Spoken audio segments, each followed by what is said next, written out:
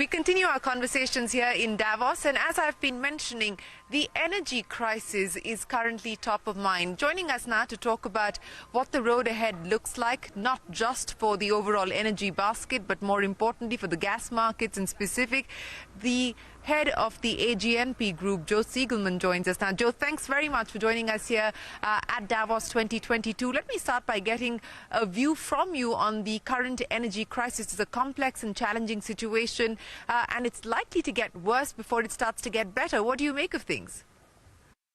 Well, Shereen, first of all, thanks so much for having me.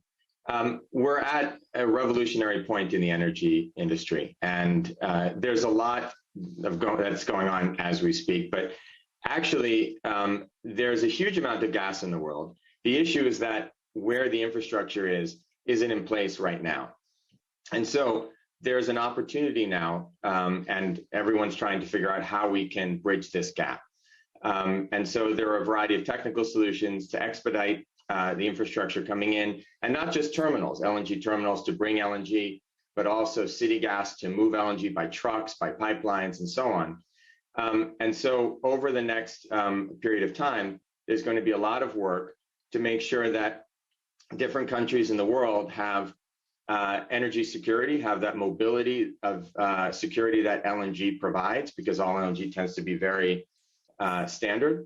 And now I think the key issue is just focusing on not just Europe, but also the rest of the world, because at the same time as we have prices today that are high, we also have countries that require transition fuels to move away from traditionally dirtier alternatives.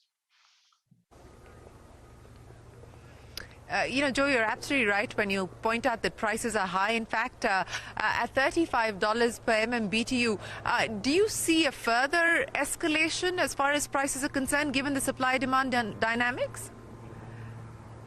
So, Shereen, I think anyone building infrastructure today has to look way beyond just today, because what we see today is a price that may be high in the very short term, but there is a huge amount of capacity that's coming on. We have Qatar is going to increase its capacity by 2025 by 50%. The US is going to add at least 50 million tons of LNG into the market. A variety of other countries, Australia and many others, some new to the market, are going to be entering in the next 1, 2, and so on years. So the amount of LNG coming on is quite substantial. The forward curves are very benign once you get beyond the next 2 years. So the infrastructure today should not be challenged by the price, and we need to look beyond that. And that's why LNG becomes very, very compelling, because the price is a short-term issue. It is not something to be looked at way beyond today. Right. You're saying that this is a short-term issue, and you believe that there is going to be enough capacity that gets added on. But Joe, in terms of the energy transition that we are seeing at this point in time across different geographies in many parts of the world, what will that mean in terms of demand, a few years down the line? So there's going to be a balance between supply and demand. There's a huge amount of capacity, but to your point, Shereen, LNG is a very compelling fuel. You have a huge promulgation of renewables, and those renewables need a stabilizing factor on a grid. LNG or gas provides that stability. At the same time, it's also, especially in a long-term contract, it will be and is less costly than dirty alternatives, which, by the way, can't get financing today. So that's driving the price up, and that's actually a good thing for the world's environment. LNG is that transition fuel. All fuels require compromise.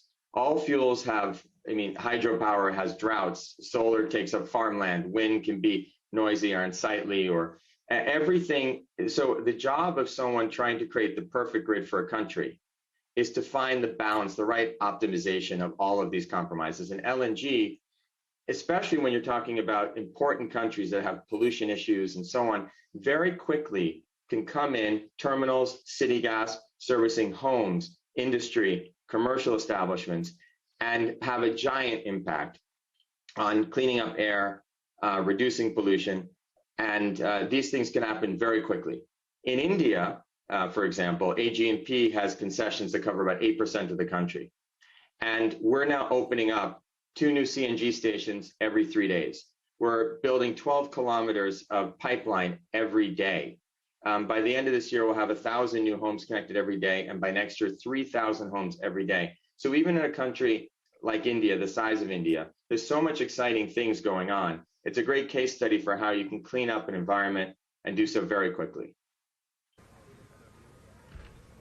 Well, that's good to hear, Joe, and I just want you to give us a little more color on your plans for India. You laid out what the roadmap looks like. What will this mean in terms of future investments, and how important is India strategically for the group?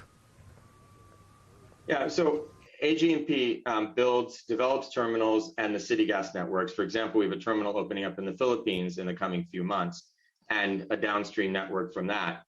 India is really, the government put in place a very forward-looking gas regimen. And for the entire world, it's a great example of being able to use public companies, private companies, have goals for themselves, have commitments that the companies make, and roll out in areas that didn't have any gas before, and roll out a very vibrant, important network that's really almost invisible, but provides clean, less expensive fuel to a whole variety of customers. So we are very committed to India. We're building out more and more every single day. And I think it's one of the most exciting countries in the world in terms of its gas plans and what the government has done. Stu, before I let you go, quick word in terms of, the next few years as far as the company is concerned, both in terms of expansion and investment. So the exact issues that you're talking about, Shereen, the lack of infrastructure in certain key areas, it's not just Europe. Across South Asia, Southeast Asia, Africa, and beyond, you have large areas that are either underserved or unserved with clean natural gas. And so it's our mission to enter these markets and provide, using the technology that we have, standardized regasification in modules that can be put in very quickly onshore on a vessel, to be able to have standard designs and use our standard designs for floating terminals, onshore terminals, and go beyond those terminals. The terminal is just the gateway. And then either by truck, using LNG to transport LNG, using pipelines, using depots that create regional networks, roll out a city gas map across a variety of areas. So there's so much, we find ourselves at this revolutionary point in the energy sector. It's super exciting. There's a lot to do. And AG&P is obviously very focused on doing everything we can to bridge the gap between an abundant clean fuel and people who need it. Well, Joe, we wish you the very best of luck. Thanks very much for joining us here in Davos. Appreciate your time and look forward to seeing you in India. Shereen, thank you so much. A pleasure. Thanks very much, Joe. Well, with that, we wrap up this conversation, but we will continue our coverage on Davos 2022. Come back to us. We're back in a minute.